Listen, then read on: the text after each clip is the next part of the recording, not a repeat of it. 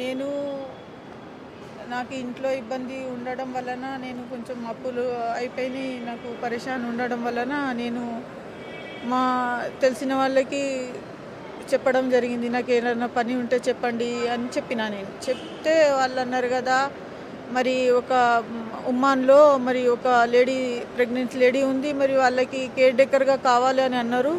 మరి మీరు వెళ్తారా అంటే సరే వెళ్తాను అన్నాను. వెళ్తాను కానీ మరి మీ బాధ్యత అని చెప్పిన. చెప్తే మా బాధ్యత ఏం పర్వాలేదు అన్నారు. కానీ అక్కడ వెళ్ళిన తర్వాత వేరేలా ఉంది. నేను వెళ్ళిన 3 రోజులకి ఏమైంది సార్, మరి నాకు పని మీద పెట్టండి అంటే పెడతాము, ఆగు, ఎందుకు నీకు అంత తొందర అని అన్నారు. అంటే సార్ లేదు, నేను పనిలో చేరాలి, నాకు ఇబ్బందులు ఉన్నాయి, నేను ఇక్కడ కూర్చుంటే కాదు అని నేను అన్నా.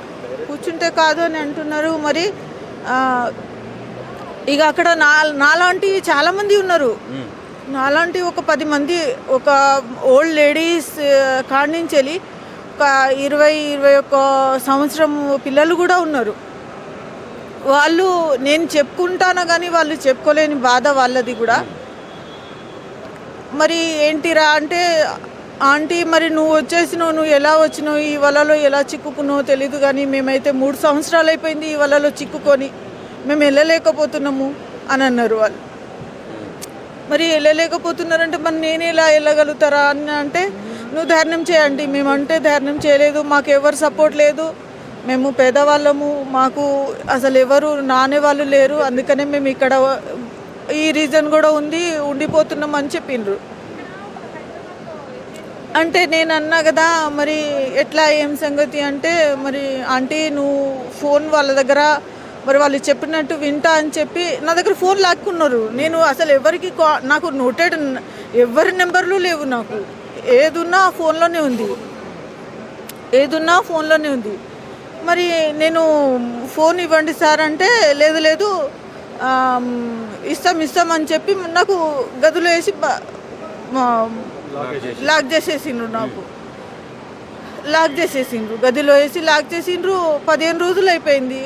ఏంటి అంటే వాళ్ళు రావడము, వాళ్ళు మేము చెప్పినట్టు వింటే మేము నీకు పంపిస్తాము, లేకపోతే పంపించము అంటే, సార్ మీరు ఏది చెప్పినా నేను వినను, మీరు పని గురించి పిలిచి నన్ను ఇలా చేయడం పద్ధతి కాదు, నేను ఎవ్వరి ఏం మాట వినను, నేను కూడా లోపల నుంచి లాక్ చేసుకున్నా, మీరు ఎవ్వరి మాట నేను వినను, మీరు పంపిస్తా అంటే నేను లాక్ తీస్తా, లేకపోతే తీయను అంటే సరే పంపిస్తామని వాళ్ళ మమ్మీకి పంపిండ్రు. వాళ్ళు మమ్మీ నువ్వు తీసుకురాపో వింటా అన్నది కదా అని అంటే సరే అని నేను ఇక బయటికి వచ్చి ఇక వాళ్ళలాగా నటిస్తున్నా. నేను మీరు చెప్పిన ఇక వాళ్ళకు మీరు చెప్పినట్టు చేస్తా అని నటిస్తున్నా. సరే బిడ్డ నేను చెప్పినట్టు విను, నువ్వు చాలా మంచిదని అంటే అవునమ్మా నువ్వు చెప్పినట్టే. వాళ్ళ మమ్మీ వాళ్ళ వైఫ్ కూడా అతనికి సహకారం, ఆయన చేసే పనులకు ఫ్యామిలీ సహకారం వాళ్ళకి. ఇప్పటికన్నా అర్థమైందా అంటే అర్థమైంది మేడం నాకు, నేను మీరు చెప్పినట్టే వింటా అంటే సరే మరి వంట చేసుకుందాం, కూరగాయలు తరుగు అన్నది. సరే కూరగాయలు తరుగు అంటే ఇక అదే వంకతోని ఇక అక్కడి నుంచి వెళ్ళి ఎట్లా అట్లా బయలుదేరేసిన. నేను కుట్టడము, ఇక వినకపోతే ఇక కొట్టడము, ఎలా పడితే అలా మాట్లాడడము, తిట్టడము. ఇక నాకు మీరు ఎట్లనో కనబడుతున్నారు వీళ్ళు, ఇక వాళ్ళు చెప్పినట్టే కావచ్చు అని ఇక నేను ఆ నుంచి వెళ్ళి బయలుదేరిన.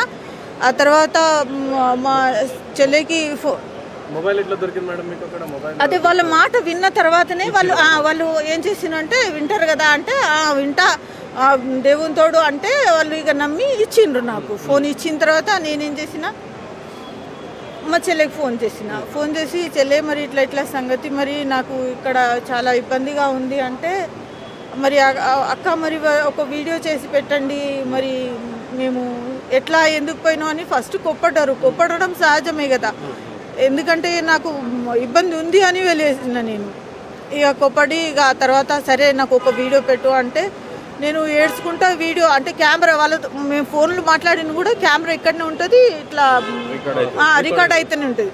ఇక నేను ఏం చేసినా ఇక దబా ఇక వాళ్ళు వచ్చేలోపు నేను డిలీట్ చేసేస్తా అని దబా రికార్డ్ చేసిన. నాకు కాపాడండి నేను ఇక్కడ చిక్కుపోయినా అని నేను మా చెల్లె వాళ్ళకి వీడియో పెట్టి ఇలా డిలీట్ చేసి ఇలా పట్టుకున్న వాళ్ళని వచ్చి లాగేసుకున్నారు. లాగేసుకొని నువ్వు నీకు అర్థమైతలేదు కదా అని మళ్ళీ కొట్టిండ్రు. కొడితే కాదు సార్ నేను మా చెల్లెకి ఫోన్ చేస్తున్నట్టే ఇక కథం ఇక లాగేసుకున్నారు. ఇక నాకు ఏది ఫోన్ ఇవ్వలేదు, ఏది లేదు. ఇక అదే లాస్ట్.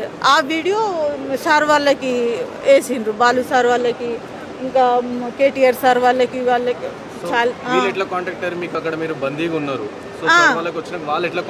Ahmed sir contact అయ్యిండ్రు. ఈ సార్ వాళ్ళు ఆ సార్కి చెప్పిండ్రు ఎట్లా ఎక్కడి నుంచి వెళ్ళి కాల్ చేసిండ్రు ఏంది అంత తెలుసుకొని ఆ సార్ వాళ్ళు వెంటనే రెస్పాండ్ అయ్యి నన్ను కాపాడి అక్కడికి ఎంబసీకి తీసుకెళ్ళి, అమ్మా నువ్వు ఇక్కడ ఉండు, ఒక 3 days ఉండు, ఇక్కడ నీకు పంపిస్తాము అని చెప్పిండు. ఇక అప్పుడు కొంచెం శ్వాస తీసుకున్నాను. లేకపోతే నేను అసలు నిజంగా చెప్పాలంటే అసలు చాలా కష్టంగా ఉంది ఆడ. ఎవరైనా కానీ ఇట్లా విజిట్ మీద దాని మీద మాత్రం వెళ్ళకండి దయచేసి.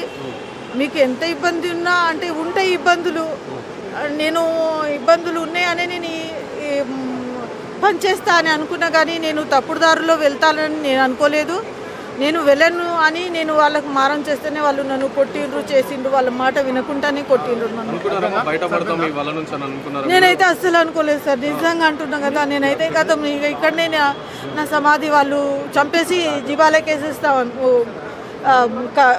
कचरा कुंडी में डाल देते बोले वो लोग. हाँ, अगर तू कुछ भी तेरे लोगों को बोली तो तेरे को ख़त्म कर देते और लेके जाके वो पैकेट बना के कचरे में डाल देते बोले.